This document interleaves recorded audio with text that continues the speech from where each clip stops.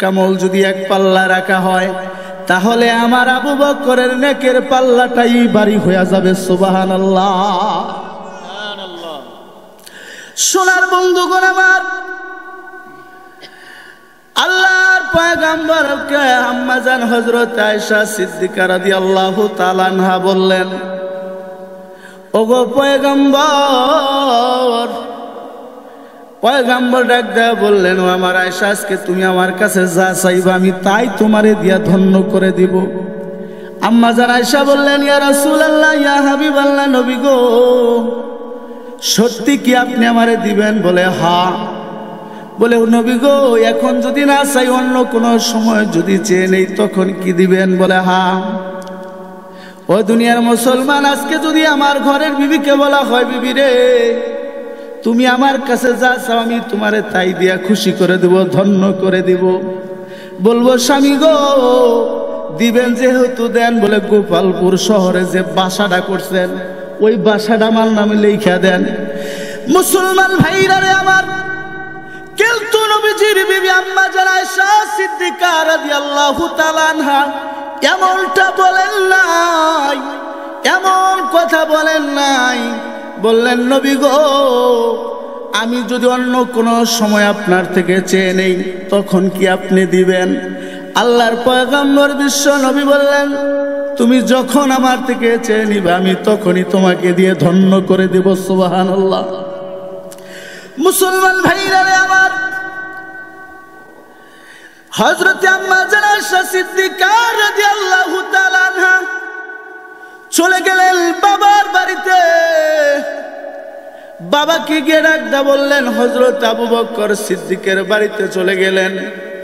গিয়ে ডাকদা বললেন, আব্বা জান, আল্লাহর পয়গম্বর বিশ্ব নবী সাল্লাল্লাহু আলাইহি ওয়াসাল্লাম এমন একটা অফার আমাকে দিয়েছেন, আজকে আমি নবীর কাছে যা চাইবো তাই দিয়া ধন্য করে দিবেন। সুবহানাল্লাহ। হযরত আবু বকর সিদ্দিক ডাকতে বললেন, মাগো আমি তোমাকে শিক্ষা দিতে পারি, তবে শর্ত হলো মা, যে কথাটা পয়গম্বর বলবে ওই কথাটা দুনিয়ার কোনো মানুষের কাছে না বলিয়া সর্বপ্রথম তোমার আব্বা আবু বকরের কাছে আয়েশা বলা লাগবে। আম্মা জান আয়েশা বললেন, নবী গো, ও আব্বা জান, বলে পয়গম্বর যেই কথাটা বলবেন ওই কথাটা সর্বপ্রথম আপনাকে বলে দিব। আল্লাহর নবীর সাহাবী হযরত আবু বকর সিদ্দিক বললেন, মাগো পয়গম্বর আরবি বিশ্ব নবীর কাছে গিয়ে জিজ্ঞাসা করো, মেরাজের রজনীর ভিতরে আল্লাহর হাবিব বিশ্ব নবী সাল্লাল্লাহু আলাইহি ওয়াসাল্লাম যখন মেরাজে গিয়েছিলেন ২৭টি বছর কেটে গেল। হিজাজে কুবরা কাবায়ে কাউসাইন আল্লাহর নিজস্ব বরদার কাছে যখন নিয়েছিলেন, ২৭টি বছর যখন কেটে গেছে, উম্মতের জন্য নামাজ নিয়ে আসলেন, উম্মতের জন্য হুকুম নিয়ে আসলেন। এমন কোন কথা কি এখনো বাকি আছে কিনা যেটা এখন পর্যন্ত উম্মতের মাঝে বলা হয় নাই? এই কথাটা গিয়া তুমি বিশ্ব নবীর কাছে জিজ্ঞাসা করো। সুবহানাল্লাহ বলবো না? মুসলমান ভাইরা রে আমার, আম্মা জান হযরত আয়েশা সিদ্দিকা রাদিয়াল্লাহু তাআলা আনহা চলে গেলেন পয়গম্বরের কাছে। আম্মা জান আয়েশা গিয়া বলেন, ইয়া রাসূলুল্লাহ, ইয়া হাবিবাল্লাহ, নবী গো, ও পয়গম্বর, আমি যদি আজকে আপনার কাছে কিছু চাই তাহলে আপনি দিবেন কি? আল্লাহর পয়গম্বর বললেন, ও আমার আয়েশা, তুমি যা চাইবা আমি তোমাকে দিব। বলে, ইয়া রাসূলুল্লাহ, ইয়া হাবিবাল্লাহ, আপনি যখন মেরাজে গিয়েছিলেন ২৭টি বছর আপনি মেরাজে কাটিয়ে দিলেন। ও পয়গম্বর, যে কথাগুলি নিয়ে আসছেন, যে হুকুমগুলি নিয়ে আসছেন, বলে এমন কোন কথা বাকি আছে কিনা যেটা এখন পর্যন্ত উম্মতের মাঝে বলা হয় নাই? ও পয়গম্বর, এমন কোন কথা বাকি আছে কিনা যেটা এখন পর্যন্ত উম্মতের মাঝে বলেন নাই? ও নবীজি, যদি এমন কোনো কথা বাকি থাকে সেই কথাটা আমি আয়েশাকে শুনাইয়া আমাকে ধন্য করে দিন। সুবহানাল্লাহ। আল্লাহর পয়গম্বর ডাকতে বললেন, আমার আয়েশা শুনে রাখো, এই কথা তোমার না, এই কথা মনে হয় আমার সাহাবী হযরত আবু বকরের কথা, কারণ এমন প্রশ্ন আমার আবু বকর ব্যতীত আর কেউ করবে না। ও দুনিয়ার মুসলমান, আল্লাহর পয়গম্বর জানিয়ে দিলেন, ও আমার আয়েশা শুনো, দুনিয়ার জমিনের ভিতরে আল্লাহ রাব্বুল আলামিন আমাকে জানাই দিয়েছে, দুনিয়ার জমিনের ভিতরে যদি কেউ কারো ভাঙ্গা মনকে জোড়া লাগাইতে পারে, কেউ কারো ভাঙ্গা মন যদি জোড়া লাগাইতে পারে, বিনিময় আমার আল্লাহ তাআলা তাকে জান্নাত দিবে। সুবহানাল্লাহ। আম্মা জান আয়েশা সিদ্দিকা রাদিয়াল্লাহু তাআলা আনহা দৌড়ে চলে গেলেন বাবার বাড়িতে। বাবার বাড়িতে গিয়ে হযরত আবু বকর সিদ্দিককে ডাকতে বললেন, আব্বা জান, পয়গম্বরে আরবি সরকারে দু আলম নবী মুহাম্মদুর রাসূলুল্লাহ সাল্লাল্লাহু আলাইহি ওয়াসাল্লাম এমন একটা কথা, এমন একটা কালাম আমাকে জানিয়ে দিয়েছে, দুনিয়ার জমিনের ভিতরে যদি কেউ কারো ভাঙ্গা মনকে জোড়া লাগাইতে পারে, প্রতিদান হিসাবে আমার মহান আল্লাহ তাআলা তাকে জান্নাত পুরস্কার দিবে। সুবহানাল্লাহ। প্রতিদান হিসাবে আমার আল্লাহ তাআলা তাকে জান্নাত দিবেন। এই কথাটা শোনার পর ভাই গো, আল্লাহর নবীর সাহাবী হযরত আবু বকর সিদ্দিক রাদিয়াল্লাহু তাআলা আনহু চোখের পানি ছাড়িয়া কাঁদলেন।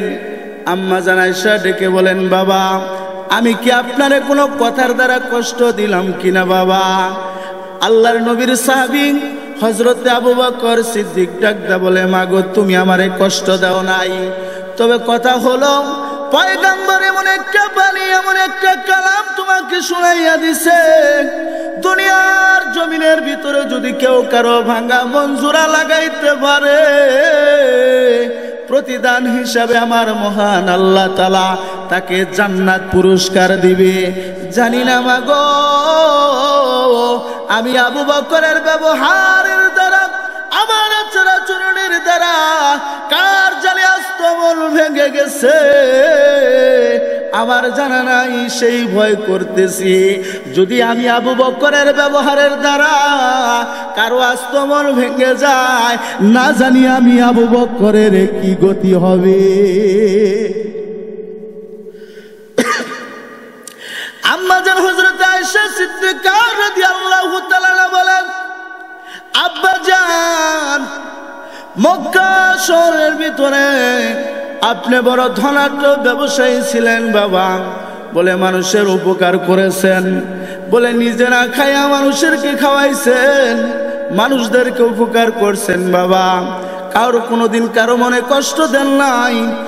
আল্লাহর নবীর সাহাবী হযরত আবু বকর ডাকদা কয়, মাগো, আমার এমন আচার ব্যবহারের দ্বারা যদি কারো আস্ত্রমন ভেঙে যায়, আমার ভয় হয় কিয়ামতের কঠিন ময়দানে না জানিয়ে আল্লাহ রব্বুল আলামিন আমি আবু বকরের সাথে কোন ব্যবহার করে।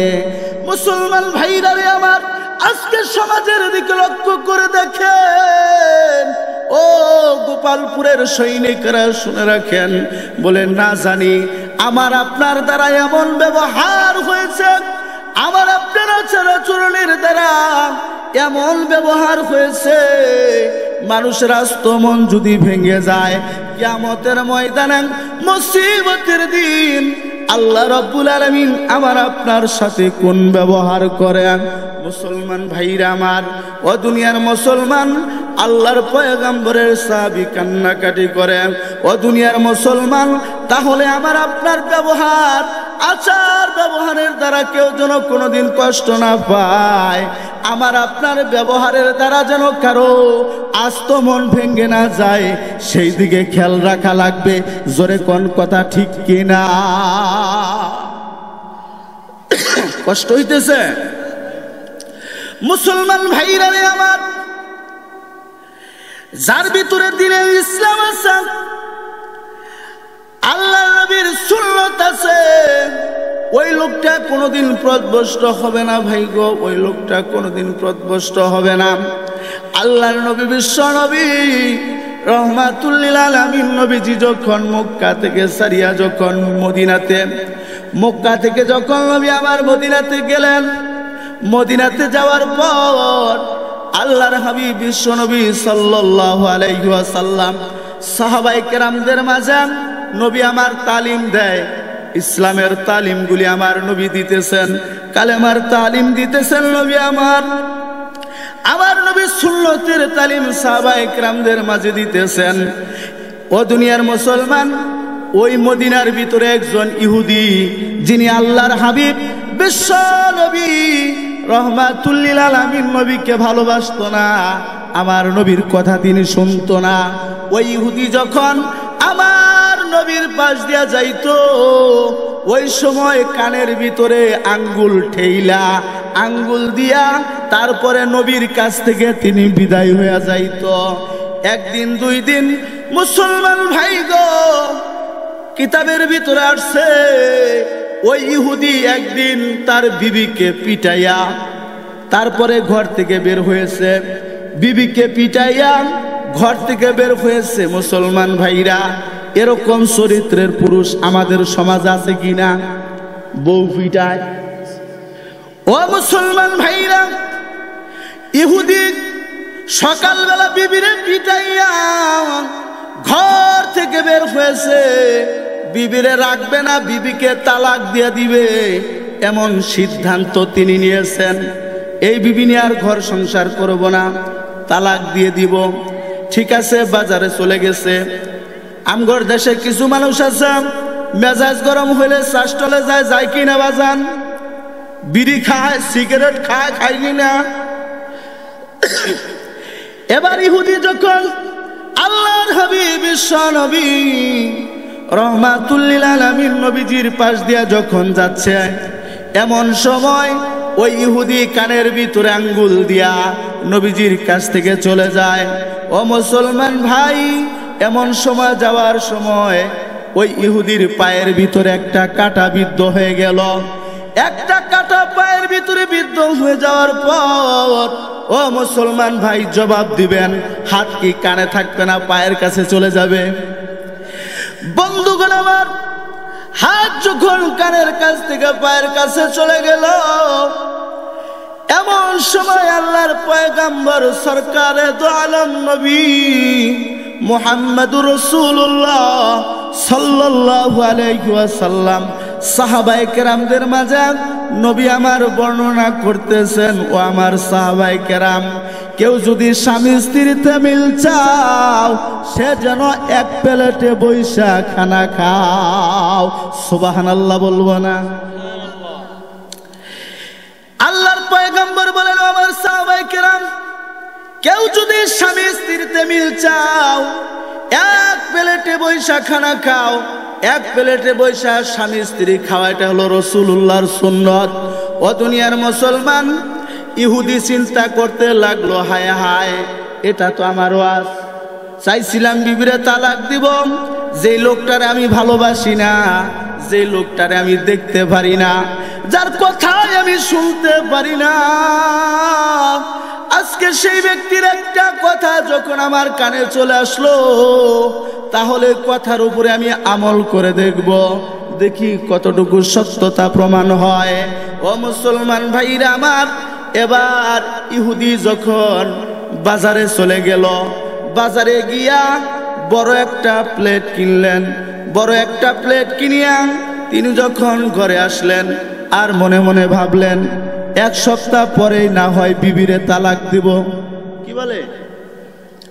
এক সপ্তাহ পরেই না হয় তালাক দিব।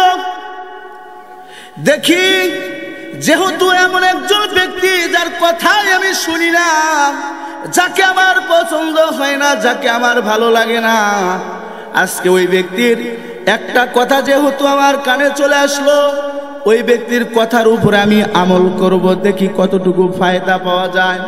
মুসলমান ভাইরা আমার, এবার যখন বড় একটা প্লেট নিয়ে যখন বাড়িতে চলে গেছে, বাড়িতে যাওয়ার পর দেখবেন সকালবেলা যখন ঘর থেকে বিবিরে পিটায়া বের হইছে, বিবি কি আরো কথা কইব? ও যে হারামি সকালবেলা পিটাই দিয়ে গেছে, এখন হয়েছে বাপ দইরা, কথা ঠিক কি না কোন? এবার বিবি ডাক দিছে, সন্তানেরা বলছে, বাবা তোমার আব্বুকে বলো খানা খাইয়া যাইতে। স্বামী বেচারা ইহুদি মানুষ, মসুর দাবিটা কয়েছে, আমি রাগ করছি তোমার আম্মুর সাথে, এক প্লেটে বসে তোমার আম্মার সাথে খানা খামু, নসেদ খানা খামু না। কি কয়? নসেদ খানা খাবো না। এবার বিবি সব চিন্তা করতেছে, হায় হায় হারামি সকালবেলা ভিডিও দিয়ে গেছে, এখন আবার এসে বাপ ধরছে, এক প্লেটে বসে বলে খাবো। ও দুনিয়ার মুসলমান, বিবির সাথে যখন প্রথম খাবার বসছে, বসার পর একবার বিবির মুখের দিকে তাকায়, বিবি তার স্বামীর মুখের দিকে তাকায়, হাসতে হাসতে একদিন, 2 দিন, 3 দিন পার হয়ে গেল। পার হয়ে যাওয়ার পর ভাই গো, পার হয়ে যাওয়ার পর দেখে 1 দিন, 2 দিন, 3 দিন করতে করতে মুসলমান ভাই 1 সপ্তাহ পার হয়ে গেল, 2 সপ্তাহ পার হয়ে গেল, 1 মাস যখন পার হয়ে গেল, এবার ইহুদির বিবি ডাক কয়, স্বামী গো, আমাদের ঘরের ভিতরে, আমাদের সংসারের ভিতরে শুধু ঝগড়া লেগে থাকতো, জীবনে কোনোদিন শান্তি পাই নাই। ও স্বামী, সকালে ঝগড়া বিকালে ঝগড়া হইতো, কিন্তু আজকে আমরা 1 প্লেটে খানা খাওয়ার কারণে আমাদের সংসারের ভিতরে কোনো ঝগড়া নাই, কোনো হানাহানি নাই, কোনো ঝগড়া ফাসাদ নাই। বলে এত সুন্দর পদ্ধতি আপনি কোথায় পেলেন? এত সুন্দর নিয়ম আপনি কোথায় পেলেন? এবার ইহুদি ডাক কয়, বিবি রে, এমন একজন ব্যক্তির মাধ্যমে, এমন একজন ব্যক্তির কাছ থেকে আমি এমন একটা কথা শুনতে পেরেছি, বলে যে লোকটাকে আমি ভালোবাসি না, যে লোকটার কথা আমি শুনতে পারি না, বলে আমি যখন রাস্তা দিয়ে চলি, এমন সময় আমার পায়ের ভিতরে কাটা বিদ্ধ হয়ে যায়, আর আমার হাতটা কানের থেকে পায়ের কাছে চলে যায়। ওই সময় জামানার নবী, আখিরি পয়গম্বর নবী মুহাম্মদুর রাসূলুল্লাহ সাল্লাল্লাহু আলাইহি ওয়াসাল্লাম বয়ান করতেছেন, ও সাহাবায়ে কেরাম, কেউ যদি স্বামী স্ত্রীতে মিল চাও, 1 প্লেটে বৈশা তোমরা খানা খাও। আমি যখন এই নিয়ম পদ্ধতি যখন মানা শুরু করলাম, তখন থেকে আমার ঘরের ভিতরে শান্তি। ওই দিন থেকে বিবির আর কোনোদিন ঝগড়া হয় নাই। ও দুনিয়ার মুসলমান, ইহুদির বিবি ডাক কয়, স্বামী গো, যেই নবীজির একটা সুন্নত মানলে, যেই নবীজির একটা সুন্নত অনুসরণ করলে দুনিয়ার ভিতরে এত শান্তি খুঁজে পাওয়া যায়, ও স্বামী চলো না আমরা সেই নবী মুহাম্মদুর রাসূলুল্লাহ সাল্লাল্লাহু আলাইহি ওয়াসাল্লামের দরবারে আমরা যাব। আমরা সেই নবীর কাছে হাত রেখে কালেমা পড়ে মুসলমান হয়ে যাব। সুবহানাল্লাহ। তাফসীরে কিতাবের ভিতর আসছে, মুসলমান ভাই গো, ওই ইহুদির পরিবারের ভিতরে 7 জনের সদস্য ছিল, 7 জন তারা সদস্য ছিল। বলে আল্লাহর হাবিব বিশ্ব নবীর কাছে গিয়া তারা কালেমা পড়ে মুসলমান হয়ে যায়। জোরে কোন সুবহানাল্লাহ। মুসলমান ভাইরা আমার, এ গোপালপুরের সৈনিকেরা ভালো করে শুনেন, তাহলে নবীজির সুন্নত আমাদের মানা দরকার আছে কি না? মানবেন তো সুন্নত? বিবির সাথে 1 প্লেটে বসে খানা খাবেন তো? আল্লাহ তাআলা তৌফিক দান করুন, সকলে বলেন আমিন। মুসলমান ভাইরা রে আমার, এমন একটা যুগ আসবে, এমন একটা সময় আসবে, যে সময় সুন্নতের ইত্তেবা চলবে না, মুসলমান মানুষ করতে চাবে না। বলে মুসলমান ভাই গো, আল্লাহর পয়গম্বর বিশ্ব নবী বলেন, বলে এমন একটা সুন্নত, যেই সুন্নতরা দুনিয়া থেকে বিদায় হয়ে যাচ্ছে, আমার কোন উম্মত পালন করতেছে না। এমন একটা সুন্নতকে যদি তোমরা জিন্দা করতে পারো মুসলমান, এমন একটা সুন্নতকে যদি জিন্দা রাখতে পারো, বলে 100 গলা কাটা শহীদের সওয়াব আল্লাহ তোমার আমল নামার ভিতরে দিয়া দিবে। জোরে কোন সুবহানাল্লাহ। লা ইলাহা ইল্লাল্লাহ, লা ইলাহা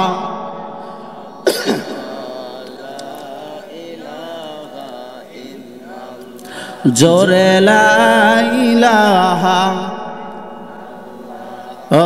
লা ইলাহা। নবীজি নবুয়তি পেল,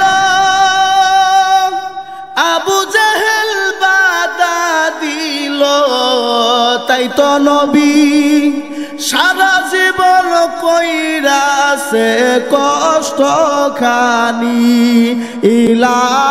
ইলাহা মারহাবা। জোরে লা ইলাহা জোরে লা ইলাহা লা ইলাহা ইল্লাল্লাহু মুহাম্মাদুর রাসূলুল্লাহ। সকলে পড়ি সাল্লাল্লাহু আলাইহি ওয়াসাল্লাম। আমার বন্ধুগণ, আমার ভাইরা, আমি আপনাদের থেকে জানতে চাই, শুধু যদি আমরা বলি নবী গো আপনারে আমরা ভালোবাসি, আসলে কি ভালোবাসার দাবিদার হওয়া গেল? শুধু মুখে মুখে যদি বলি নবী গো আমি আপনাকে ভালোবাসি, এটার দ্বারা ভালোবাসা হবে না, এটার দ্বারা ভালোবাসার প্রমাণ হবে না। মান আহাব্বা সুন্নতি ফাকাদ আহাব্বানি ওয়া মান আহাব্বানি কানা মাই ফিল জান্নাত। ও দুনিয়ার মুসলমান, মুখে মুখে বললে ভালোবাসা হয় না। ও দুনিয়ার মুসলমান, আজকে আমাদের সমাজে এমন কিছু প্রথা চালু হয়েছে, শুধু রবিউল আউয়াল মাস আসলে লাভদা তারে কইয়া নবী সালাম আলাইকা, নবী গো আপনারে আমরা ভালোবাসি। ও দুনিয়ার মুসলমান, তার ভিতরে সুন্নত নাই, তার ভিতরে সুন্নত নাই, বুঝা গেল ওটা নবীর আশেকে না। মুসলমান ভাইরা রে আমার, একজন রিকশা চালক রাস্তায় রিকশা চালক নতুন বিবাহ করেছে। এমন একজন বিবি ঘরে আসছে, বিবি ঘরে ঢুকলে স্বামীকে ডাক দেয়, কয় স্বামী গো আমি কিন্তু আপনারে ভালোবাসি, আই লাভ ইউ। কি কয়? রিকশাওয়ালার বউ ডাক দেয়, কয় স্বামী গো আমি কিন্তু আপনারে ভালোবাসি, আই লাভ ইউ। ও মুসলমান ভাই, রিকশাওয়ালা মনে মনে চিন্তা করে, হায় হায় বিবি একটা পাইছি, বউ একটা পাইছি ইনশাল্লাহ। এমন বউ কারো ঘরেই হয় না। ঘরে ঢুকলে, বাসায় ঢুকলে বিবি ডাক দেয়, কয় স্বামী গো আমি কিন্তু আপনারে ভালোবাসি, আই লাভ ইউ। আল্লাহর কি কুদরত! এবার ওই লোকটা রিকশাওয়ালা ঘটনাক্রমে সে রিকশা উল্টা অ্যাক্সিডেন্ট করেছে, পায়ের ভিতরে কাইটা গেছে। পা কাইটা যাওয়ার পরে বাসায় যখন ফিরছে, এবার বাসায় ঢুকতেই বিবি ডাক দেয়, কয় স্বামী গো আমি কিন্তু একটা কথা ভুলে গেছি, আমি কিন্তু আপনাকে ভালোবাসি, আই লাভ ইউ। ও মুসলমান বলেন, স্বামীর যেই জায়গায় ক্ষত হয়ে গেছে, কেটে গেছে, ওই জায়গার ভিতরে ব্যান্ডেজ করলে, ডেটল লাগাইলে না বোঝা যাইতো বিবি তাকে ভালোবাসে। কথা ঠিক কিনা কর? আর যখন স্বামী বেচারার পাও কাইটা গেছে, আর এমন সময় বিবি ডাক দেয়, কয় স্বামী গো আমি কিন্তু আপনারে ভালোবাসি, আই লাভ ইউ। এই কথা কওয়ার সাথে সাথে